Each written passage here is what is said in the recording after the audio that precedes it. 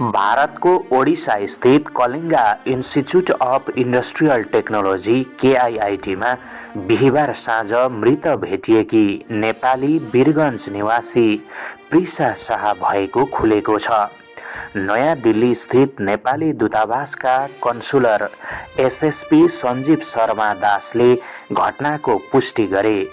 उनले भुवनेश्वर प्रहरीसँगको कुराकानीलाई उद्धृत गर्दै शर्माले बिहिबार बेलुकी करिब 8 बजेतिर उनी कोठामा झुन्डिएको अवस्थामा मृत फेला परेको जानकारी गराएका छन्। कन्सुलर एसएसपी शर्माका अनुसार घटनाको अनुसन्धान सुरु भइसकेको छ। मृतक शाहको घरबाट परिवार नआउन्जेलका लागि पोस्टमार्टम नगर्ने गरी शव सुरक्षित गरिएको उनले बताए। अहिले हामी अनुसन्धान गरिरहेका छौँ।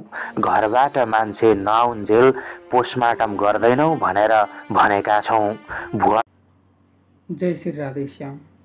यो भिडियो देखेर मलाई अत्यन्तै मन दुखेको छ हैन, किनभने एउटा बाआमाले पढ्नको लागि पठाएको हुन्छ हैन, तर चाहिँ नि यहाँ आएर छोराछोरीहरूले आफ्नो लक्ष्यलाई भुलेर माया गर्नमा अनेक थरी गर्नमा चाहिँ नि टाइम बिताइरहेको हुन्छ के।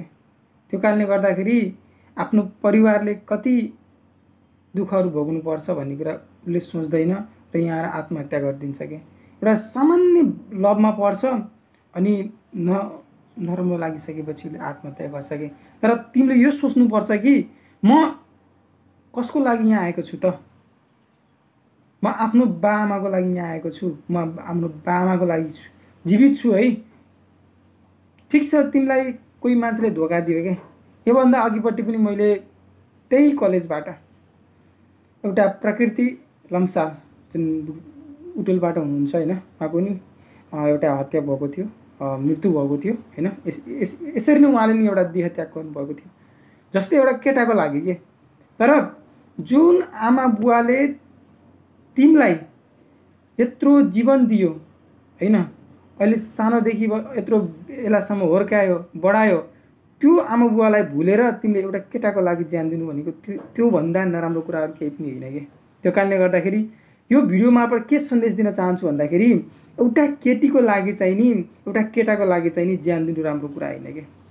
आफ्नो बाआमाको लागि ठिक छ उसले धोका दियो, तर आफ्नो बाआमाको लागि जिउनु जरुरी छ। यो भिडियोलाई अझसक्दो सेयर गरिदिनु होला, मेरो लागि होइन के। यो सन्देशले गर्दाखेरि कतिजनाको ज्यान जोगिन सक्छ। जय श्री राधेश्याम।